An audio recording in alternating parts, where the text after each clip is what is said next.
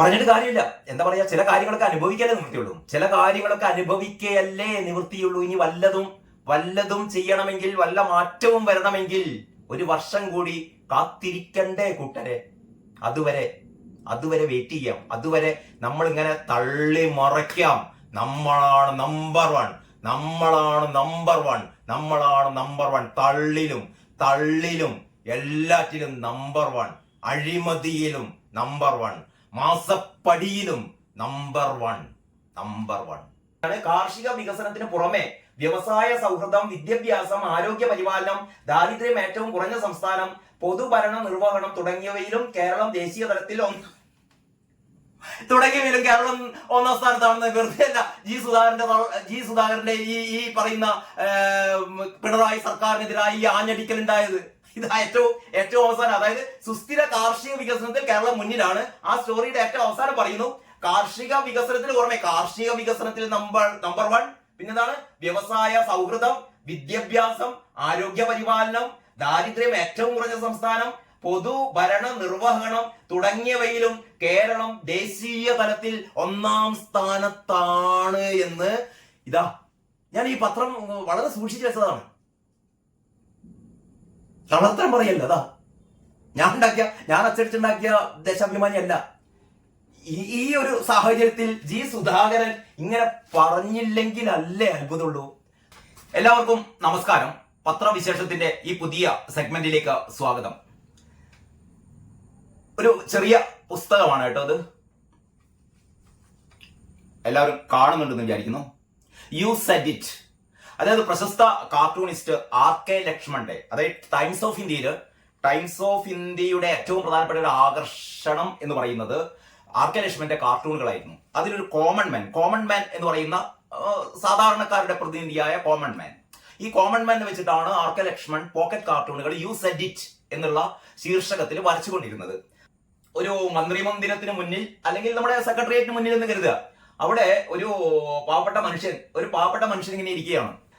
ഒരു സഹതാപം തോന്നുന്ന ഒരു മനുഷ്യൻ ഇരിക്കുന്നു. അപ്പോഴത്തേക്ക് ഈ മന്ത്രിയൊക്കെ അയാളുടെ മന്ത്രിയും പരിവാരങ്ങളുടെ ഒക്കെ മന്ത്രിയുടെ സെക്യൂരിറ്റി ഉദ്യോഗസ്ഥരൊക്കെ അയാളുടെ ചുറ്റിലും വന്ന് എന്താണ് കിടക്കുകയാണ്, നിരാഹാരം കിടക്കുകയാണോ എന്താണെന്ന് ചോദിക്കുകയാണ്. അപ്പൊ ഇദ്ദേഹത്തിന്റെ മറുപടിയാണ് കേട്ടോ, there must be some mistake.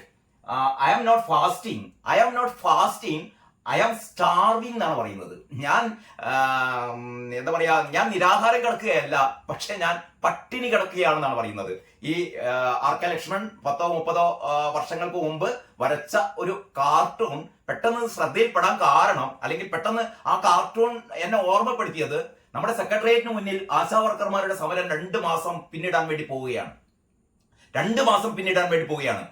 കഴിഞ്ഞതിന്റെ ഉന്നത മാസം ഫെബ്രുവരി 10-ാം തീയതിയാണ് സമരം ആരംഭിച്ചത്. ഈ 12-ാം തീയതി ആവുമ്പോഴത്തേക്ക് സമരം 2 മാസം ആവുകയാണ് കേട്ടോ. 2 മാസം ആശാ വർക്കർമാര് പൊരി വെയിലത്തും കനത്ത മഴയത്തും ഒക്കെ അതൊക്കെ കൊണ്ടിട്ട് ഒരു പ്ലാസ്റ്റിക് ഷീറ്റ് പോലും അവരുടെ തലക്ക് മുകളിൽ ഇടാൻ പോലീസ് അനുവദിക്കുന്നില്ല. ആ രീതിയിൽ അവരെ ദ്രോഹിച്ചുകൊണ്ട്, അതായത് തൊഴിലാളി വർഗ സർവാധിപത്യത്തിന് വേണ്ടി പടപൊരുതുന്ന തൊഴിലാളി വർഗ സർക്കാരാണ് കേരളം ഭരിക്കുന്നത്. ആ സർക്കാർ ഇവിടുത്തെ ഏറ്റവും അടിസ്ഥാന വർഗത്തെ എന്ന് പറഞ്ഞാൽ ഏറ്റവും ദുർബല വിഭാഗമായ, അതായത് ഒരു ദിവസം 232-233 രൂപ മാത്രം വേതനം കിട്ടുന്ന നമ്മുടെ പാവപ്പെട്ട അമ്മമാര്, സഹോദരിമാര്, അവര് നിത്യജീവിതത്തിന് ആ ഒരു കഞ്ഞി കുടിക്കാൻ പോലും കാശില്ലാത്ത ഒരവസ്ഥയിൽ 272 രൂപ എന്ന് പറയുന്ന ഒരു 7000 രൂപ എന്ന് പറയുന്ന അവരുടെ ഓണറേറിയം 21000 രൂപയായിട്ട് വർദ്ധിപ്പിക്കണം എന്നാണ് അവർ ആവശ്യപ്പെട്ടിരുന്നത്. പക്ഷെ അവർ അവസാനം പറയുന്നത്, ഞങ്ങൾക്ക് തൽക്കാലം ഞങ്ങൾക്കൊരു 10000 രൂപ തന്നെ ആക്കിത്ത എന്ന് പറഞ്ഞ ഒരു 3000 രൂപ തന്നെങ്കിലും കൂട്ടിത്ത എന്നാണ് ഈ ആശാ വർക്കർമാര് സർക്കാരിനോട് ഏറ്റവും അവസാനത്തെ ചർച്ചയിൽ ഈ നമ്മുടെ ആരോഗ്യമന്ത്രി വീണ ജോർജുമായുള്ള കഴിഞ്ഞ ആഴ്ച നടത്തിയ ഏറ്റവും അവസാനത്തെ ചർച്ചയിൽ അവര് പറഞ്ഞു, ഞങ്ങൾക്ക് വീണ ജോർജ് പറഞ്ഞ ഏറ്റവും പ്രധാന പ്രശ്നം എന്താണെന്നറിയോ, ഞാൻ കമ്മിറ്റി രൂപീകരിക്കാൻ പോവാണ്. ഇന്നലെ ഒരു എളുപ്പമാനും ഇല്ലാതെ ആ സ്ത്രീ പറയാണ്, അതൊരു കമ്മിറ്റിയെ വെച്ചിട്ടുണ്ട്, അല്ല കമ്മിറ്റിയെ വെക്കാൻ പോവുകയാണ് അത്ര. എന്ത്, ഈ പാവപ്പെട്ട സ്ത്രീകൾക്ക്, നിങ്ങൾക്ക് നമ്മുടെ മറ്റേ ഒരു ആസ്ഥാന വിദ്വാനുണ്ടല്ലോ ഡൽഹിയിൽ, കെ വി തോമസിന് ഒരു അദ്ദേഹത്തിന്റെ യാത്രാപ്പടി 5.5 ലക്ഷം എന്നുള്ളത് 13.5 ലക്ഷം ആക്കി ഉയർത്താൻ നിങ്ങൾക്ക് ഒരു കമ്മിറ്റിയും വേണ്ടിയില്ലായിരുന്നു. എന്താ പറയാ പി എസ് സി അംഗങ്ങളുടെ പി എസ് സി ചെയർമാന്റെ ഒക്കെ ശമ്പളം 4 ലക്ഷം രൂപയാക്കിയും 3.5 ലക്ഷം രൂപയാക്കിയൊക്കെ വർദ്ധിപ്പിക്കാൻ നിങ്ങൾക്ക് ഒരു കമ്മീഷനെയും ഏർപ്പെടുത്തേണ്ട കാര്യമില്ലായിരുന്നു.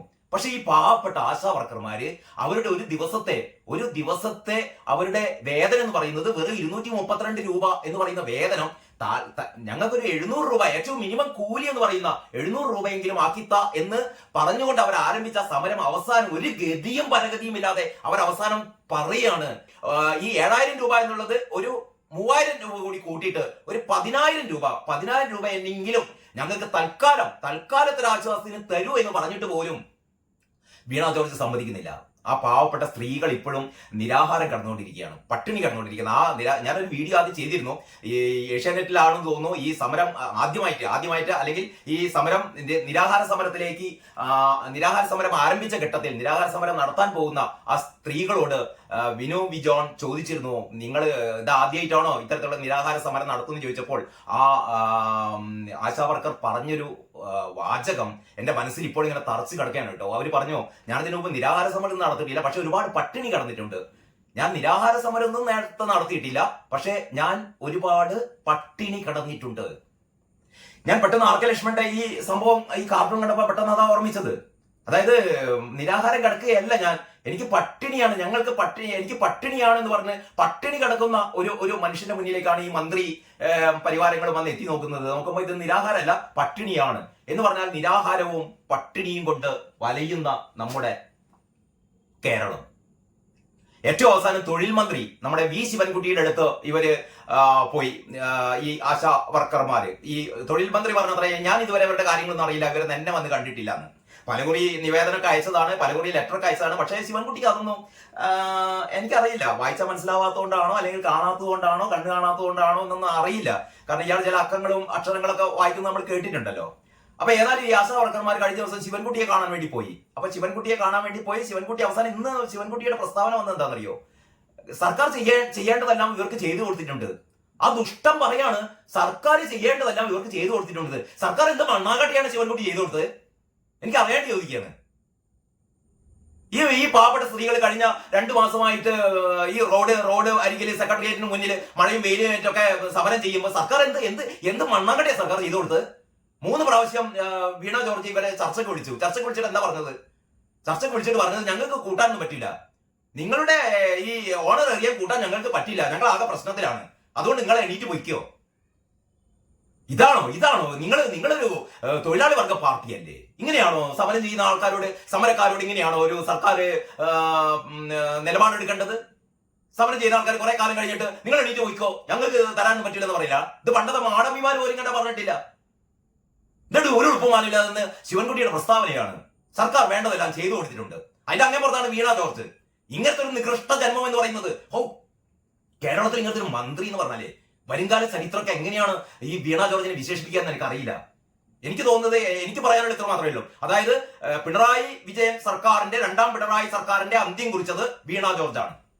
അങ്ങനെ ഒരു പക്ഷേ വരുംകാല ചരിത്രം രേഖപ്പെടുത്തിയേക്കും. കാരണം പശ്ചിമ ബംഗാളിലും ത്രിപുരയിലൊക്കെ ഉണ്ടായ സംഭവം നമുക്കറിയാം.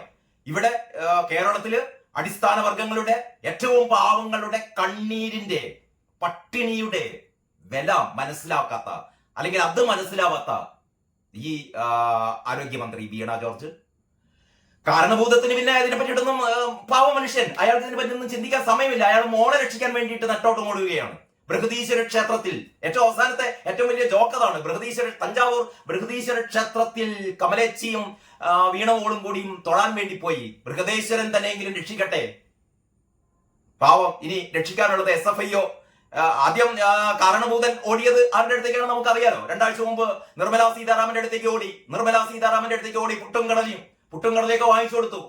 എന്നിട്ട് പറഞ്ഞതാ, മോളെ കാര്യം ഒന്ന് പതുക്കി വെക്കണം, SFIOയുടെ റിപ്പോർട്ട് കേന്ദ്ര ധനകാര്യ മന്ത്രാലയത്തിന് സമർപ്പിച്ചിട്ടുണ്ട്, രക്ഷിക്കണം എന്ന് പിണറായി വിജയൻ പറഞ്ഞിട്ടില്ല എന്നാണ്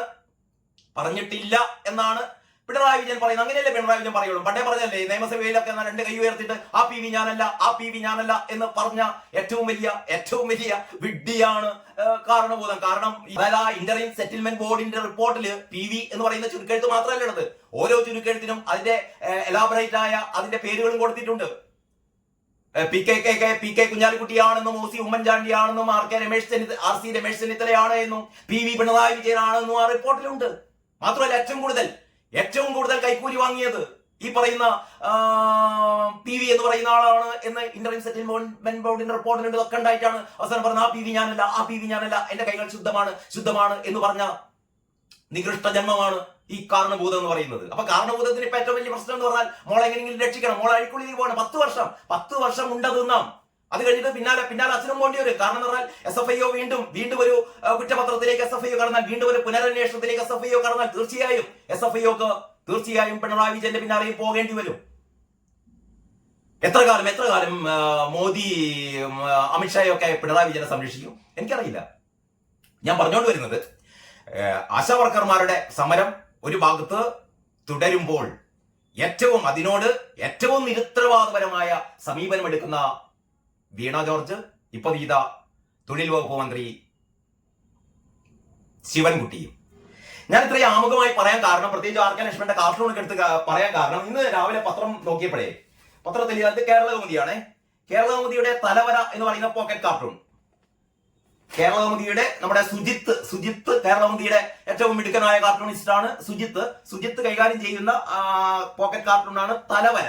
ഈ ഇന്നത്തെ തലവരയിൽ സാധാരണ പോക്കറ്റ് കാർട്ടൂണുകൾ, മലയാള പത്രങ്ങളിലെ പോക്കറ്റ് കാർട്ടൂണുകൾ പലപ്പോഴും ഒരു ചടങ്ങായി മാറുകയാണ്. അത്രമാത്രം ഭയങ്കരമായിട്ട് നമ്മുടെ എന്താ പറയാ, നമ്മളെ ആകർഷിക്കത്തക്ക കാര്യങ്ങളൊന്നും പോക്കറ്റ് കാർട്ടൂണിൽ ഉണ്ടാകാറില്ല. പക്ഷെ ഇന്നത്തെ പോക്കറ്റ് കാർട്ടൂൺ അതില് മേലെ കൊടുത്തത് കേരളം എല്ലാറ്റിലും ഒന്നാമതാണ് എന്ന് പറഞ്ഞുകൊണ്ടിരിക്കുന്നു.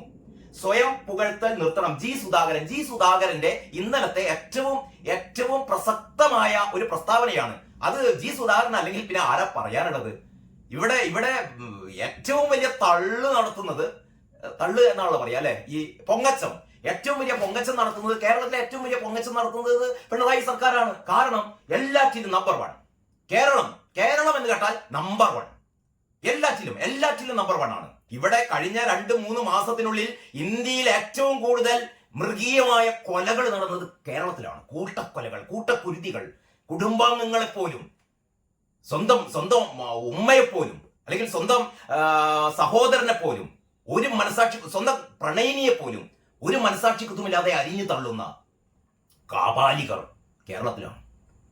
അപ്പൊ ഈ കൊലപാതകത്തിൽ കേരളം നമ്പർ 1 എന്ന് പിണറായി പറയൂ? ഇല്ല. അതിന് പകരം എന്താ പറയാ? സന്തോഷത്തിൽ ഒന്നാം സ്ഥാനത്താണ്, ആരോഗ്യത്തിൽ 1-ാം സ്ഥാനത്താണ്, വിദ്യാഭ്യാസത്തിൽ 1-ാം സ്ഥാനത്താണ്. എന്താണ് പി രാജീവ് പറയുന്നത്? എന്താണ്? വ്യവസായ സ്റ്റാർട്ടപ്പുകളിൽ വ്യവസായങ്ങളിൽ 1-ാം സ്ഥാനത്താണ്, ഇന്ത്യയിൽ 1-ാം സ്ഥാനത്താണ്. ഈസ് ഓഫ് ഡൂയിങ് ബിസിനസ് ചെയ്യാൻ ഏറ്റവും അനുകൂലമായ അന്തരീക്ഷം കേരളത്തിലാണ്. അത്രയും മണ്ണാങ്കട്ട ഇപ്പോഴുണ്ട്. കഴിഞ്ഞ ദിവസം ഒരു CIT-കാരുടെ സമരത്തെ തുടർന്ന് ഒരു സംരംഭകൻ പൂട്ടിപ്പോയി. എനിക്ക് തോന്നുന്ന ആഴ്ചയിൽ 1 വീതം നമുക്ക് ഇങ്ങനെ കേൾക്കാം. നിർമ്മലാ സീതാരാമൻ വെറുതെയല്ല പറഞ്ഞത്. ബസ്സിൽ നിന്ന് ഇറങ്ങിപ്പോകുന്ന യാത്രക്കാരന്റെ പിന്നാലെ നോക്കുകൂലിക്ക് വേണ്ടി ആവശ്യപ്പെടുന്ന CIT-കാരാണ് ഇവിടെയുള്ളത്. അപ്പൊ ചുരുക്കി പറഞ്ഞാൽ ഇല്ലാത്ത കാര്യങ്ങൾ തള്ളുക. കേരളം നമ്പർ 1. കടമെടുത്ത് മുടിഞ്ഞ്, ഒരു ഭാഗത്ത് കടമെടുത്ത് മുടിഞ്ഞ് ഈ പട്ടിണി പാവങ്ങൾ ഒരു ദിവസം 232 രൂപ മാത്രം വേതനം പറ്റുന്ന ഏതാണ്ട് 26,000-27,000-ഓളം തൊഴിലാളികൾ, ആശാവർക്കർമാർ, അവര് സർക്കാരിന് മുന്നിൽ നിലവിളിക്കുകയാണ്. ഒന്നുമില്ല, ഞങ്ങൾക്കൊരു ഈ 7,000 എന്നുള്ളത് ഒരു 10,000 തന്നെയെങ്കിലും ആക്കി തരൂ. 7,000 അതൊരു നിവൃത്തികേടാണ് കേട്ടോ. ഒന്ന് ആലോചിക്കണം. 21,000 രൂപ എന്ന് പറയുന്ന മിനിമം കൂലിക്ക് വേണ്ടിയിട്ടാണ് ഇവർ സമരം ആരംഭിച്ചത്. 2 മാസം കഴിഞ്ഞിട്ടും ആ സമരത്തോട് മുഖം തിരിഞ്ഞു നിൽക്കുന്ന സർക്കാരിന് മുന്നിലേക്ക് ഇവർ അവസാനം പറയാണ്, ഞങ്ങൾക്ക് ഒരു 3,000 രൂപ തന്നെയെങ്കിലും കൂട്ടിത്തരൂ. ഈ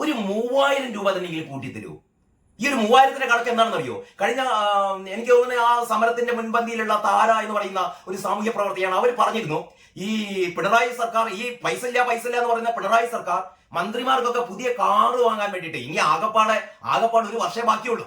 ആകപ്പാടെ പിണറായി വിജയൻ സർക്കാരിന് 1 വർഷം മാത്രമേ ബാക്കിയുള്ളൂ. അതിന്റെ ഇടയിലാണ് മന്ത്രിമാർക്ക് ഇപ്പം സഞ്ചരിക്കുന്ന കാറൊന്നും പോരാ. ഈ കാറുകളൊക്കെ ഒന്ന് മാറ്റി കുറേം കൂടി എന്താ പറയാ, പൊങ്കച്ചമുള്ള കാറുകൾ, കുറേം കൂടി വലിയ കാറുകൾ, കുറേം കൂടി ആർഭാടമുള്ള കാറുകൾ എടുക്കാൻ വേണ്ടിയിട്ട് 100 കോടി രൂപ KN ബാലഗോപാൽ കഴിഞ്ഞ ബജറ്റിൽ വകയിരുത്തിയിട്ടുണ്ട്. 100 കോടി രൂപ പുതിയ കാറുകൾ വാങ്ങാനാണ്. ഇപ്പൊ ഓടുന്ന കാറുകൾക്കൊന്നും തകരാറുണ്ടായിട്ടല്ല, പക്ഷെ അത് പോരാ.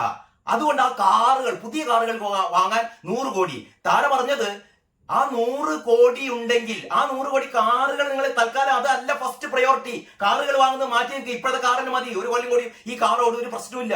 ആ 100 കോടി എടുത്താൽ നിങ്ങൾക്ക് ഒരു വർഷം ഈ പറയുന്ന കേരളത്തിലെ മുഴുവൻ ആശാ വർക്കർമാർക്കും, ഈ സമരം ചെയ്യുന്ന SUCയുടെ നേതൃത്വത്തിലുള്ള ആകെ 400-500 ഈ ആശാ വർക്കർമാരൊക്കെ ഉള്ളുന്ന ഇവർ ഈ 400-500 ആശാ വർക്കർമാർക്ക് വേണ്ടി മാത്രമല്ല സമരം ചെയ്യുന്നത്, കേരളത്തിലെ മുഴുവൻ ആശാ വർക്കർമാർക്ക് വേണ്ടിയിട്ടാണ്. INTUC-ക്കാർക്കും CAT-ക്കാർക്കും ഒക്കെ ആ വിഭാഗത്തിൽപ്പെട്ട എല്ലാ ആശാ വർക്കർമാർക്കും വേണ്ടിയിട്ടാണ് ഇവർ സമരം ചെയ്യുന്നത്. അപ്പൊ ഏതാണ്ട് 26,000 ആശാ വർക്കർമാർക്ക് ഒരു 3,000 രൂപ കൂട്ടിക്കൊടുത്താൽ ഒരു വർഷത്തേക്ക് നിങ്ങൾക്ക് ആവശ്യമായി വരുന്നത് 100 കോടിയിൽ താഴെ രൂപ മാത്രമാണ്. പിണറായി സർക്കാരെ, ആ കാറ് വാങ്ങാനുള്ള 100 കോടി രൂപ ഒന്ന് മാറ്റി വെച്ചിട്ട് ഈ പാവ സ്ത്രീകൾക്ക് ഒരു 3,000 രൂപ കൂട്ടിക്കൊടുക്ക്. ഇതിന്റെ അപ്പുറം ഇങ്ങനെ പറയുക. ഇതൊക്കെ ഒരു പക്ഷേ ഇന്ത്യയിൽ ഒരു സംസ്ഥാനത്തും ഇത്രയും കണ്ണിൽ ചോരയില്ലാത്ത നടപടികൾ ഉണ്ടാവില്ല. എന്നിട്ടും പറയാണ് നമ്പർ വൺ അവിടെയാണ് ജി സുധാകരൻ ഒരടി അടിച്ചത്. സുധാകരന്റെ പ്രസ്താവന എന്റെ ഉള്ളിൽ ഏതൊരു പേജിലുണ്ടല്ലോ, ഞാൻ കേരള കൗമുദിയിൽ ആ പ്രസ്താവന നമുക്ക് നോക്കേ. കേരള കൗമുദിയുടെ 5-ാം പേജിൽ ജി സുധാകരന്റെ ആ പ്രസ്താവനയുണ്ട്. ആ പ്രസ്താവന സ്വയം പുകഴ്ത്തൽ കേരളം നിർത്തണം ജി സുധാകരൻ, അങ്ങനെയാണ് ആ ഹെഡിങ്. സ്വയം പുകഴ്ത്തൽ കേരളം നിർത്തണം. പിണറായി സർക്കാർ ആദ്യം ചെയ്യേണ്ടത് സ്വയം പുകഴ്ത്തൽ അങ്ങോട്ട് നിർത്തണം. പറയുന്നത് കേരളത്തിലെ എണ്ണം പറഞ്ഞ കമ്മ്യൂണിസ്റ്റുകാരനാണ്. പക്ഷെ ആ കമ്മ്യൂണിസ്റ്റുകാരന് നിങ്ങൾക്ക് പറ്റില്ല, പിണറായി ഭക്തന്മാർക്ക് പറ്റില്ല. ഇപ്പൊ 7 അയലത്ത് ജി സുധാകരനെ അടുപ്പിക്കാറില്ല. കാരണം ജി സുധാകരൻ പിണറായി CPM-ന്റെ ഇപ്പോഴത്തെ CPM എന്ന് പറഞ്ഞാൽ CPM ബ്രാക്കറ്റില്, അതായത് കേരള കോൺഗ്രസിനൊക്കെ കേരള കോൺഗ്രസ് മാണി, കേരള കോൺഗ്രസ് ജോസഫ് എന്നൊക്കെ പറയുന്നത് പോലെ കമ്മ്യൂണിസ്റ്റ് പാർട്ടി ഓഫ് മാർക്സിസ്റ്റ് ബ്രാക്കറ്റിലെ പിണറായി, CPM പിണറായി. അങ്ങനെയാണ് ഇനി മുതൽ കേരളത്തിലെ കമ്മ്യൂണിസ്റ്റ് പാർട്ടി അറിയപ്പെടുന്നത് CPM ബ്രാക്കറ്റിൽ പിണറായിയുടെ കമ്മ്യൂണിസ്റ്റ് പാർട്ടി. പിണറായിക്കും പിണറായിയുടെ കുടുംബത്തിനും മുന്നോട്ട് പോകാൻ, അവർക്ക് ജീവിക്കാൻ, അവർക്ക് പൈസ ഉണ്ടാക്കാൻ, അവർക്ക് കട്ടുമുടിക്കാൻ, അതിനുവേണ്ടി ഒരു പാർട്ടി, അതാണ് CPM പിണറായി. അപ്പൊ CPM പിണറായി എന്ന് പറയുന്ന കമ്മ്യൂണിസ്റ്റ് പാർട്ടിക്ക് ജി സുധാകരന് വേണ്ട. കാരണം ജി സുധാകരൻ നല്ല കമ്മ്യൂണിസ്റ്റ് ആണ്. നല്ല കമ്മ്യൂണിസ്റ്റുകാരനെ CPM പിണറായിക്ക് വേണ്ട. VS അച്യുതാനന്ദന് വേണ്ട. VS അച്യുതാനന്ദൻ രോഗശീലായിരുന്നു, നന്നായി. VS ഇപ്പോ ആരോഗ്യവാനായ VS ആയിരുന്നെങ്കിൽ ഇവര് VS-നെ എപ്പോഴേ പടിയടിച്ച് പിണ്ടപ്പക്കുമായിരുന്നു. പണ്ടേ പറഞ്ഞതാണല്ലോ, ബക്കറ്റിലെ വെള്ളം എന്നൊക്കെ പറഞ്ഞതാണല്ലോ. ഇപ്പൊ ബക്കറ്റിലെ പാഷാണം എന്നൊക്കെ പറഞ്ഞിട്ട് അദ്ദേഹത്തെ പടികടത്തുമായിരുന്നു. പാവം രക്ഷപ്പെട്ടു. അപ്പൊ ഈ ജി സുധാകരൻ പറയുന്നു, ഈ തള്ളു വേണ്ട വിജയ, തള്ളു വേണ്ട രാജീവേ, തള്ളു വേണ്ട വീണേ, തള്ളു വേണ്ട ശിവൻകുട്ടി എന്ന് ഈ മന്ത്രിസഭയിലെ ഓരോ മന്ത്രിമാരോടും പറയുന്നു. കേരളം നമ്പർ വൺ എന്ന് നിങ്ങൾ ഇങ്ങനെ ആഘോഷിക്കണ്ട എന്ന് ജി സുധാകരൻ പറയുകയാണ്. ആ വാർത്ത ഞാൻ വായിക്കാം. എല്ലാ കാര്യങ്ങളിലും നമ്പർ 1 എന്ന് അവകാശപ്പെടുന്ന കേരളം സ്വയം പുകഴ്ത്തൽ അവസാനിപ്പിക്കണമെന്ന് മുൻമന്ത്രി ജി സുധാകരൻ പറഞ്ഞു. ജില്ലാ പഞ്ചായത്ത് ഹാളിൽ Indian medical association, health for all foundation, red cross society എന്നിവയുടെ ആഭിമുഖ്യത്തിൽ സംഘടിപ്പിച്ച ആരോഗ്യ സെമിനാർ ഉദ്ഘാടനം ചെയ്യുകയായിരുന്നു അദ്ദേഹം. കേരളം മുൻപന്തിയിലാണ് എന്ന് മറ്റുള്ളവരാണ് പറയേണ്ടത്. പിണറായി വിജയ കേൾക്ക് ജി സുധാകരൻ പറയുന്നത്. കേരളം നമ്പർ 1 എന്ന് പറയേണ്ടത് നിങ്ങളല്ല. കേരളം നമ്പർ 1 എന്ന് പറയേണ്ടത് മറ്റു സംസ്ഥാനങ്ങളാണ്. നിങ്ങൾ നമ്പർ 1 എന്ന് പറയുന്നത് നിങ്ങൾ തന്നെ കണ്ണാടിക്ക് മുമ്പിൽ നിന്ന് ഞാൻ നമ്പർ 1 എന്ന് അല്ല പറയേണ്ടത്. നിങ്ങൾ നമ്പർ 1 ആണെന്ന് മറ്റുള്ളവർ പറയണം. അപ്പോഴാണ് നിങ്ങൾ നമ്പർ 1 ആകുന്നത്. അതല്ലാതെ എല്ലാ ദിവസവും രാവിലെ എഴുന്നേറ്റ് ദേശാഭിമാനിയിലൂടെയും കൈരളിയിലൂടെയും ഞങ്ങൾ നമ്പർ 1 ആണ് എന്ന് പറയരുത് എന്ന് ജി സുധാകരൻ പറയുകയാണ്. കേരളം മുൻപന്തിയിലാണ് എന്ന് മറ്റുള്ളവരാണ് പറയേണ്ടത്. എല്ലാറ്റിലും ഒന്നാമത് എന്ന് അവകാശപ്പെടുന്ന നമ്മൾ ലഹരിയിലും ഒന്നാമതാകുന്നു. പിണറായിയുടെ ചങ്കിനിട്ടാണ് കുത്തുന്നത് കേട്ടോ. അങ്ങനെ ഒന്നാം സ്ഥാനത്ത് എന്ന് പറയുന്ന നിങ്ങൾ ലഹരിയിലും ഒന്നാം സ്ഥാനത്താണ്. നിങ്ങൾ ഒന്നാം സ്ഥാനത്താണ്. ഞാൻ നേരത്തെ ഒരു കൂട്ടക്കൊലയുടെ കാര്യം പറഞ്ഞല്ലോ. കൂട്ടക്കൊലപാതകങ്ങളിൽ നിങ്ങൾ ഒന്നാം സ്ഥാനത്താണ്. ലഹരി കടത്തിൽ നിങ്ങൾ ഒന്നാം സ്ഥാനത്താണ്. ഈ രാജ്യത്തെ എല്ലാവിധ അത്തരത്തിലുള്ള അക്രമ സംഭവങ്ങളിലും നിങ്ങൾ ഒന്നാം സ്ഥാനത്താണ്. പക്ഷെ അത് നിങ്ങൾ മിണ്ടില്ല. അതിനു പകരം ഇല്ലാത്ത കാര്യങ്ങൾ, ആരോഗ്യത്തിൽ ഒന്നാമതാണ്, വിദ്യാഭ്യാസത്തിൽ ഒന്നാമതാണ്, അങ്ങനെ അങ്ങനെ ഇല്ലാത്ത കാര്യങ്ങൾ ഒന്നാമതാണ് എന്ന് മേനി പറയുന്നതിൽ ഒരടിസ്ഥാനവുമില്ല. ഇത് ശുദ്ധ അസംബന്ധമാണ് എന്ന് ജി സുധാകരൻ പറയുകയാണ്. അപ്പോൾ സുജിത്ത് തലവരയിൽ പറയുകയാണ്. അപ്പോൾ ഇതിലും ഒന്നാം സ്ഥാനത്താണ് നമ്മൾ. പുകഴ്ത്തലിലും സ്വയം പുകഴ്ത്തലിലും നമ്മൾ ഒന്നാം സ്ഥാനത്താണ്. പോരെ, നമ്മുടെ മറ്റൊരു പത്രം കൂടി, അതായത് ഇന്നത്തെ മാതൃഭൂമിയും ഇതേപോലെ തന്നെ. മാതൃഭൂമിയിൽ ഗോപികൃഷ്ണന്റെ കാകദൃഷ്ടിയിലും കേരളം എല്ലാറ്റിലും ഒന്നാമതെന്ന് പറഞ്ഞുകൊണ്ടിരിക്കുന്നു. സ്വയം പുകഴ്ത്തൽ നിർത്തണം ജി സുധാകരന്റെ അതേ വാചകം മുകളിൽ കൊടുത്തിട്ട് അതിനുള്ള ക്യാപ്ഷൻ എന്താണെന്നറിയോ? നമ്പർ 1 ആണ് തള്ളിലും നമ്പർ 1 ആണ് എന്നാണ് ഗോപികൃഷ്ണൻ പറയുന്നത്. തള്ളിലും നമ്പർ 1 ആണ്. അങ്ങനെ മാതൃഭൂമിയിൽ ഗോപികൃഷ്ണനും കേരള കൗമുദിയിൽ സുജിത്തും സംസ്ഥാന സർക്കാരിന്റെ, പിണറായി വിജയൻ സർക്കാരിന്റെ ഈ തള്ളലിനെതിരെ, ഈ തള്ളി മറയ്ക്കലിനെതിരെ ജി സുധാകരന്റെ പ്രസ്താവനകളെ പോക്കറ്റ് കാർട്ടൂണായി ഏറ്റവും മനോഹരമായി അവതരിപ്പിച്ചിരിക്കുന്നു. ഇതിലും കൂടി എന്താണ് ജി സുധാകരൻ പറഞ്ഞത് എന്ന് നമുക്ക് നോക്കട്ടോ. ഇതില് ഏത് പേജായിരുന്നു നമുക്ക് നോക്കട്ടെ. 9ാം പേജാണ് തോന്നുന്നത്. മാതൃഭൂമിയുടെ എല്ലാ പത്രത്തിലും ഉണ്ട്. മാതൃഭൂമിയുടെ 9ാം പേജിലുണ്ട്. എനിക്ക് തോന്നുന്നു മാതൃഭൂമിയാണ് കുറെ കൂടി നന്നായി കൊടുത്തത് തോന്നുന്നു. യെസ്, മാതൃഭൂമിയിൽ ഇതാ 9ാം പേജിൽ കളറൊക്കെ ചെയ്ത ഒരു ബോക്സിലാണ് കൊടുത്തത്. ലഹരിയിലും നമ്മൾ ഒന്നാമതായി എന്ന് ജി സുധാകരന്റെ കുറ്റപ്പെടുത്തൽ. പിണറായി വിജയ, ലഹരിയിലും നിങ്ങളുടെ സർക്കാർ ഒന്നാമതായിരിക്കുന്നു. അതുകൂടി പറയണം കേട്ടോ, അതുകൂടി പറയണം. എല്ലാറ്റിലും ഒന്നാമത് എന്ന് സ്വയം പുകഴ്ത്തുന്ന നമ്മൾ ലഹരിയിലും മുന്നിലാണ് എന്നും ഏത് തരം ലഹരിയും കിട്ടുമെന്നതാണ് നാടിന്റെ അവസ്ഥയെന്നും മുൻമന്ത്രി ജി സുധാകരൻ. ഏത് തരം ലഹരിയും നിങ്ങൾക്ക് കിട്ടുന്നു, അതാണ് കേരളത്തിന്റെ മെച്ചം, കേരളത്തിന്റെ ഗുണം. അതിലും നിങ്ങൾ നമ്പർ 1. സ്വയം പുകഴ്ത്തൽ നിർത്തണമെന്നും കേരളം എല്ലാറ്റിലും ഒന്നാമതാണ് എന്ന് പറഞ്ഞു നടക്കരുതെന്നും അദ്ദേഹം പറഞ്ഞു. സുധാകരൻ പറഞ്ഞു എന്താണ്? സ്വയം പുകഴ്ത്തൽ നിർത്തണം, കേരളം എല്ലാറ്റിലും ഒന്നാമതാണ് എന്ന് പറഞ്ഞു നടക്കരുത്. ആരോഗ്യ മേഖലയിൽ നമ്പർ 1 എന്ന് പറഞ്ഞ് നടന്നിട്ട് മാത്രം കാര്യമില്ല. ആരോഗ്യ മേഖല പണമുള്ളവന്റേത് മാത്രമായി മാറി. നമ്മൾ സാധാരണ വീഡിയോ ജോർജ് പറയാറുണ്ടല്ലോ, ആരോഗ്യ മേഖലയിൽ നമ്പർ 1. അപ്പോഴാണ് എനിക്ക് കഴിഞ്ഞ ഏതോ ഒരു ദിവസം, എനിക്ക് തോന്നുന്നു ഒരു 1-2 ആഴ്ച മുമ്പാണ് ഏഷ്യാനെറ്റിന്റെ ഒരു ഡിബേറ്റില് നമ്മളെ റെജിമോൻ കുട്ടപ്പൻ ഒരു കണക്ക് അവതരിപ്പിച്ചിരുന്നു. അതായത് കേരളം ആരോഗ്യരംഗത്ത് നമ്പർ 1 എന്ന് പറയുന്നതിന്റെ ഏറ്റവും പ്രധാനപ്പെട്ട ഒരു കള്ളത്തരം എന്താണെന്നറിയോ? കാരണം ഏറ്റവും കുറവ്, അതായത് നമ്മുടെ ദക്ഷിണേന്ത്യൻ സംസ്ഥാനങ്ങൾ എടുത്തു കഴിഞ്ഞാൽ, അതായത് അദ്ദേഹം കമ്പയർ ചെയ്തത് കർണാടകയോടും തമിഴ്നാടിനോടൊക്കെ ആയിരുന്നു കേട്ടോ. അതായത് കർണാടകയിലും തമിഴ്നാടിലൊക്കെ ബഡ്ജറ്റിൽ ആരോഗ്യത്തിന് വേണ്ടി നീക്കി വെക്കുന്ന തുകയുടെ ഒരു പകുതി തുക മാത്രമേ കേരളത്തിൽ നീക്കി വെക്കുന്നുള്ളൂ. കഴിഞ്ഞ ബഡ്ജറ്റിൽ ഏതാണ്ട് 17,000 കോടി രൂപയാണത്രേ. 17,000 കോടി രൂപയാണ് ഈ ആരോഗ്യ സെക്ടറിന് വേണ്ടിയിട്ട് നീക്കി വെച്ചത്. അതേസമയം കഴിഞ്ഞ സാമ്പത്തിക വർഷത്തിൽ നമ്മുടെ സ്വകാര്യ ആശുപത്രികളിൽ, അതായത് സ്വകാര്യ ആരോഗ്യ രംഗത്ത്, അതായത് സ്വകാര്യ ആശുപത്രികളിൽ 28,000 കോടി രൂപയുടെ ചികിത്സ ഇവിടുത്തെ ആളുകൾ നടത്തി. ഒന്ന് ആലോചിച്ച് നോക്കണം. അതായത് സർക്കാർ ആശുപത്രികളിൽ, അതായത് മെഡിക്കൽ കോളേജുകളിലും മറ്റ് പ്രാഥമിക ആരോഗ്യ കേന്ദ്രങ്ങളിലും ഒക്കെ ആയിട്ട് ജനങ്ങൾക്ക് ചികിത്സ നൽകാൻ വേണ്ടിയിട്ട് 17,000 കോടി രൂപ സർക്കാർ മാറ്റിവെക്കുമ്പോൾ 28,000 കോടി രൂപ ചെലവാക്കിയിട്ടാണ് സ്വകാര്യ ആശുപത്രികളിൽ ഇവിടുത്തെ സാധാരണക്കാർ ഉൾപ്പെടെയുള്ള ആളുകൾ എന്ത് ചെയ്യുന്നത്? അവരുടെ രോഗം വന്നാൽ ചികിത്സിക്കാൻ വേണ്ടി പോകുന്നത്. കേരളത്തിൽ ആരോഗ്യരംഗത്ത് നമ്പർ 1 എന്ന് പറയുമ്പോഴും കേരളത്തിലെ 75%, ചുരുങ്ങിയ ശതമാനമൊന്നുമില്ല കേട്ടോ, കേരളത്തിലെ 75% ആളുകളും ഡിപ്പെൻഡ് ചെയ്യുന്നത് സ്വകാര്യ മേഖലയെയാണ്. ഒരു ചെറിയ പനി വന്നാൽ, ചെറിയ ജലദോഷം വന്നാൽ ആദ്യം ഓടുന്നത് ഇവിടുത്തെ സ്വകാര്യ ആശുപത്രികളിലേക്കാണ്. അവർക്ക് വിശ്വാസം ഇവിടുത്തെ സ്വകാര്യ ആശുപത്രികളെയാണ്. അതല്ലാതെ മെഡിക്കൽ കോളേജിലേക്കോ മറ്റ് പ്രാഥമിക ആരോഗ്യ കേന്ദ്രങ്ങളിലേക്കോ അത്രയ്ക്കും ഗതികെട്ടവർ, അത്രയ്ക്കും ഗതിയും പരഗതിയും ഇല്ലാത്തവരാ മാത്രമാണ് ഒരു ഗതിയുമില്ലാതെ ഈ സർക്കാർ ആശുപത്രികളിലേക്ക് പോകുന്നത്. ബാക്കിയുള്ള 75% കേരളത്തിലെ ജനങ്ങൾ ആശ്രയിക്കുന്നത് സ്വകാര്യ ആരോഗ്യ മേഖലയെയാണ്.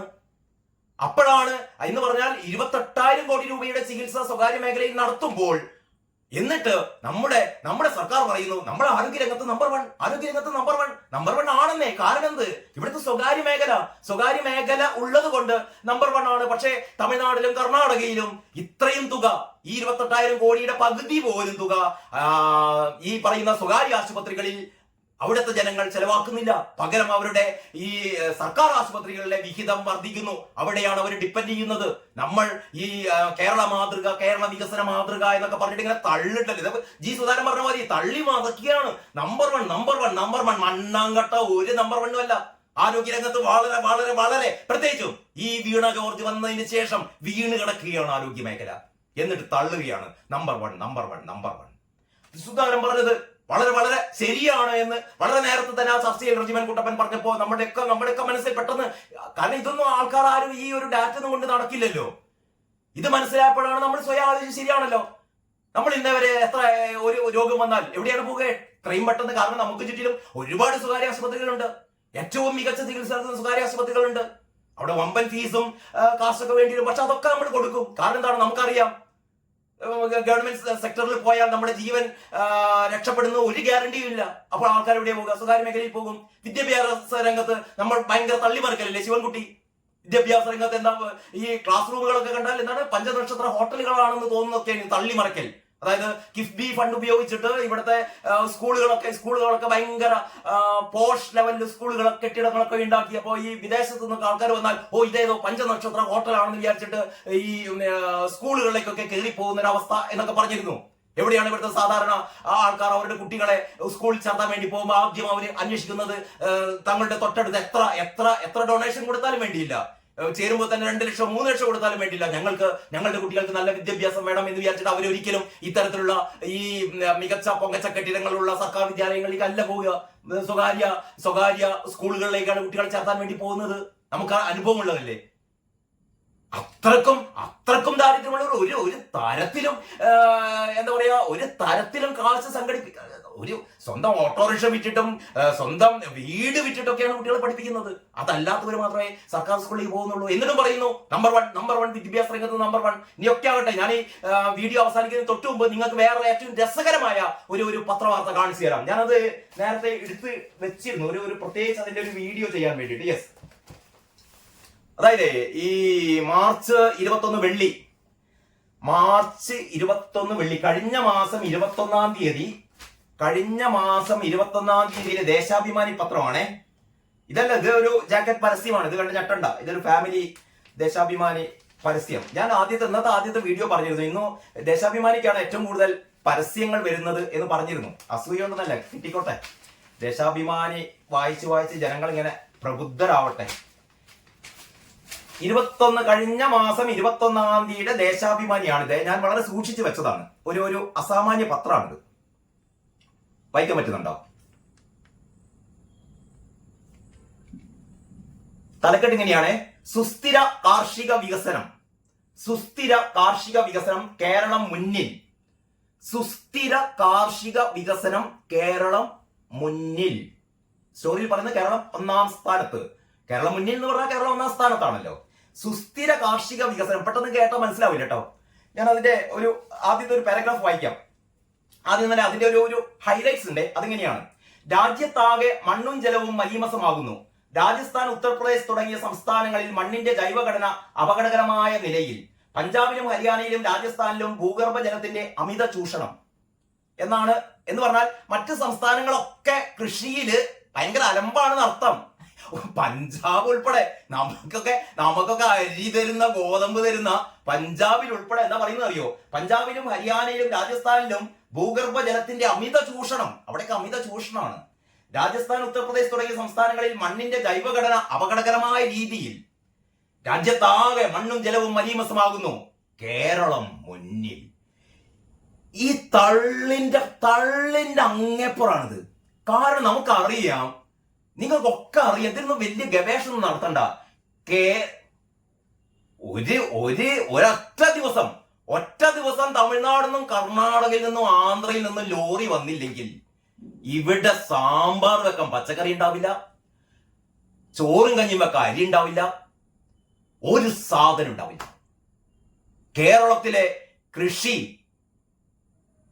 ഏത് രീതിയിലാണ് എന്നുള്ളത് ഞാൻ പറയാൻ തന്നെ നിങ്ങൾക്ക് അറിയാം. നമ്മളൊക്കെ ഓരോ ദിവസവും കറികൾ ഉണ്ടാക്കാനും ഉപ്പേരി ഉണ്ടാക്കാനും നമ്മളെ ഭക്ഷണത്തിന് വേണ്ടി ആശ്രയിക്കുന്ന പച്ചക്കറികൾ 99% വരുന്നത് കേരളത്തിൽ നിന്നല്ല, കേരളത്തിന് പുറത്തു നിന്നാണ്. അതാണ് ഒരു ലോറി സമരം ഉണ്ടാവുമ്പോഴത്തേക്ക് ഇവിടെ പച്ചക്കറി കിട്ടാതെ പോകുന്നത്. പക്ഷേ സുസ്ഥിര കാർഷിക വികസനം കേരളം മുന്നിൽ. സ്വന്തം ലേഖകന്റെ റിപ്പോർട്ടാണ് ന്യൂഡൽഹിയിൽ നിന്ന്. സുസ്ഥിര കാർഷിക വികസനം ഞാൻ പറയാൻ കാരണം, ഈ വാർത്ത വന്ന 21-ാം തീയതി, കഴിഞ്ഞ 21-ാം തീയതി മാർച്ച് മാസത്തിൽ ഈ വാർത്ത വന്ന ദിവസം ഒരു പത്രത്തിൽ ഇങ്ങനെ ഒരു വാർത്ത ഇല്ല കേട്ടോ. ഒരു പത്രത്തിൽ ഇങ്ങനെ വാർത്ത ഇല്ല, അങ്ങനെ ഉണ്ടാവില്ലല്ലോ. സുസ്ഥിര കാർഷിക വികസനത്തിൽ ഇന്ത്യയിലെ ബാക്കി സംസ്ഥാനങ്ങളിൽ എല്ലാറ്റിനേക്കാളും മുകളിൽ കേരളമാണെന്ന് പറഞ്ഞെങ്കിൽ ഒരു അത്യാവശ്യം നല്ല തൊലിക്കട്ടി വേണ്ടേ. ഇത് വാർത്ത എങ്ങനെയാ അവതരിപ്പിച്ചത്? സുസ്ഥിര കാർഷിക വികസനത്തിൽ കേരളം രാജ്യത്തിന് മാതൃക എന്ന് ഇന്ത്യൻ കാർഷിക ഗവേഷണ കൗൺസിൽ ICR, ഇന്ത്യൻ കാർഷിക ഗവേഷണ കൗൺസിൽ, അതായത് ICR കൃഷിക്ക് അനുഗുണമായി മണ്ണും വെള്ളവും സംരക്ഷിക്കുന്നതിലും കാർഷിക പരിസ്ഥിതി സംരക്ഷിക്കുന്നതിലും കേരളം പുലർത്തുന്ന ജാഗ്രത ICR റിപ്പോർട്ട് എടുത്തു കാട്ടുന്നു. ICR റിപ്പോർട്ടിലാണ് അത്ര ഇങ്ങനെ പറയുന്നത്. അതായത് ഇന്ത്യൻ കാർഷിക ഗവേഷണ കൗൺസിലിന്റെ റിപ്പോർട്ടിൽ. ഞാൻ ഈ വാർത്ത വന്നതിന് ശേഷം 2-3 ദിവസം ICRന്റെ എല്ലാ കഴിഞ്ഞ 23, 24, 22, 23 ഒക്കെ ഇവരുടെ റിപ്പോർട്ടുകൾ ഞാനിങ്ങനെ ഓടിച്ചു നോക്കിയിട്ട്, കാരണം മൊത്തം വായിച്ച് മനസ്സിലാക്കാൻ പറ്റില്ല. കാരണം ഏതാണ്ട് 400-500 പേജുള്ള PDF റിപ്പോർട്ട്. നിങ്ങൾക്ക് സമയമുള്ള ആൾക്കാർക്ക് എന്ത് ചെയ്യാന്നറിയോ? അതായത് ഇന്ത്യൻ കാർഷിക ഗവേഷണ കൗൺസിൽ, ഇന്ത്യൻ കാർഷിക ഗവേഷണ കൗൺസിലിന്റെ PDF റിപ്പോർട്ടുകൾ നിങ്ങൾക്ക് ഈ ഓൺലൈനിൽ ലഭ്യമാണ്. നിങ്ങൾക്ക് ഗൂഗിളിൽ പോയി സെർച്ച് ചെയ്തിട്ട് അത് നോക്കാം. ഇതില് ഓരോ സംസ്ഥാനവും, പഞ്ചാബ്, ഹരിയാന തുടങ്ങിയ, കർണാടക, ഗുജറാത്ത്, മധ്യപ്രദേശ്, രാജസ്ഥാൻ തുടങ്ങിയ എല്ലാ സംസ്ഥാനങ്ങളുടെയും കൃഷിയിലുണ്ടായ അവിടുത്തെ വലിയ വിപ്ലവങ്ങള്, കൃഷിയിലുണ്ടായ നൂതന കൃഷി രീതികള്, അവിടുത്തെ ക്രോപ്പിന് വിളകളുടെ എന്താ പറയാ ഏറ്റവും പുതിയ ചില കണ്ടെത്തലുകൾ, അങ്ങനെ ഏറ്റവും സമഗ്രമായ നമ്മുടെ രാജ്യത്തെ കാർഷിക സമൃദ്ധിയെ കുറിച്ചുള്ള വിപുലമായ റിപ്പോർട്ടാണ്. ഞാൻ ഇതിൽ ഒരിടത്തും കേരളത്തെ കുറിച്ച് കണ്ടിട്ടില്ല കേട്ടോ. എന്നിട്ട് ഇവര് പറയുന്നത് സുസ്ഥിര കാർഷിക വികസനം കേരളം മുന്നിൽ. മനസ്സിലാകുന്നില്ല എനിക്ക്. കൃഷിക്ക് പിന്നെ പറയുന്നു, അതേസമയം ദേശീയ തലത്തിൽ മണ്ണും ജലവും മലീമസമാകുന്നത് രാജ്യത്തെ ഭക്ഷ്യോൽപാദനത്തെയും അതുവഴി ഭക്ഷ്യസുരക്ഷയെയും അപകടത്തിലാക്കുമെന്നും ഇന്ത്യൻ കാർഷിക മേഖലയിലെ സുസ്ഥിരതാ വിലയിരുത്തൽ എന്ന ICR നയരേഖ മുന്നറിയിപ്പ് നൽകി. മണ്ണിന്റെ ആരോഗ്യം, ജലസ്രോതസ്, പരിസ്ഥിതി, സാമൂഹിക സാമ്പത്തിക ഘടകങ്ങൾ തുടങ്ങി 54 സൂചകങ്ങളെ അടിസ്ഥാനമാക്കി ICAR വികസിപ്പിച്ച സംയുക്ത കാർഷിക സുസ്ഥിരതാ സൂചികയിൽ കേരളം, മിസോറാം, മധ്യപ്രദേശ് എന്നീ സംസ്ഥാനങ്ങൾ ദേശീയ ശരാശരിയേക്കാൾ മുന്നിലാണ്. അവിടെ എത്തുമ്പോഴത്തേക്ക് പറയുന്നു കേരളവും മിസോറാമും മധ്യപ്രദേശും മറ്റു സംസ്ഥാനങ്ങളെക്കാൾ ദേശീയ ശരാശരിയേക്കാൾ മുന്നിലാണ്.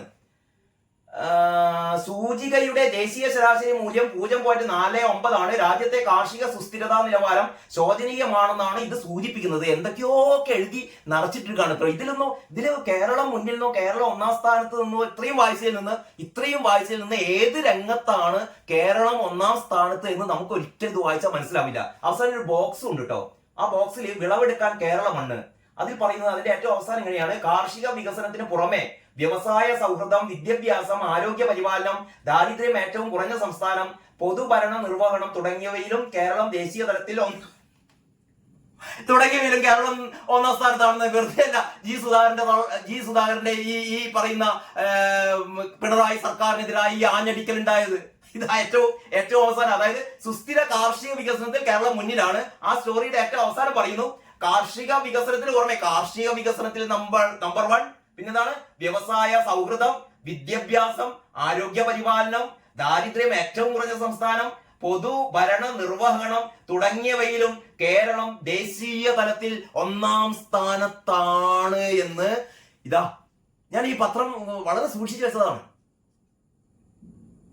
തളർത്താൻ പറയല്ലോ. അതാ ഞാൻ അച്ചടിച്ചുണ്ടാക്കിയ ദേശാഭിമാനി അല്ല. ഈ ഒരു സാഹചര്യത്തിൽ ജി സുധാകരൻ ഇങ്ങനെ പറഞ്ഞില്ലെങ്കിൽ അല്ലേ അത്ഭുതമുള്ളൂ. സുധാകരനെ പോലുള്ള നല്ല കമ്മ്യൂണിസ്റ്റുകൾ ഇപ്പോഴും സജീവമായി ഇടപെട്ടുകൊണ്ടിരിക്കുന്നു എന്നുള്ളതാണ് നമ്മുടെയൊക്കെ ഒരു ഭാഗ്യം കേട്ടോ. നമ്മുടെയൊക്കെ ഒരു ഭാഗ്യം, സുഹൃതം എന്നൊക്കെ വേണം പറയാം. അധികമില്ല ഇത്തരം ആൾക്കാർ. എനിക്ക് തോന്നുന്നു വേറെ സുധാകരൻ കഴിഞ്ഞ പിന്നെ ആരാണ് ഇപ്പോ കൃത്യമായി ഈ കാര്യങ്ങളൊക്കെ പറയുന്നത്? VS മിണ്ടാൻ കഴിയാത്തത്? പറഞ്ഞിട്ട് കാര്യമില്ല. എന്താ പറയാ, ചില കാര്യങ്ങളൊക്കെ അനുഭവിക്കാനേ നിവൃത്തിയുള്ളൂ. ചില കാര്യങ്ങളൊക്കെ അനുഭവിക്കയല്ലേ നിവൃത്തിയുള്ളൂ. ഇനി വല്ലതും ചെയ്യണമെങ്കിൽ, വല്ല മാറ്റവും വരണമെങ്കിൽ 1 വർഷം കൂടി കാത്തിരിക്കണ്ടേ കൂട്ടരെ? അതുവരെ വെയിറ്റ് ചെയ്യാം. അതുവരെ നമ്മൾ ഇങ്ങനെ തള്ളി മറയ്ക്കാം. നമ്മളാണ് നമ്പർ വൺ. തള്ളിലും എല്ലാറ്റിലും നമ്പർ 1. അഴിമതിയിലും നമ്പർ 1. മാസപ്പടിയിലും നമ്പർ 1. എല്ലാവർക്കും ഒരുപാട് നമ്പർ 1 ആശംസകൾ നേർന്നുകൊണ്ട് ഈ ഒരു വീഡിയോ ഇവിടെ അവസാനിപ്പിക്കുകയാണ്. എല്ലാവർക്കും നന്ദി, നമസ്കാരം.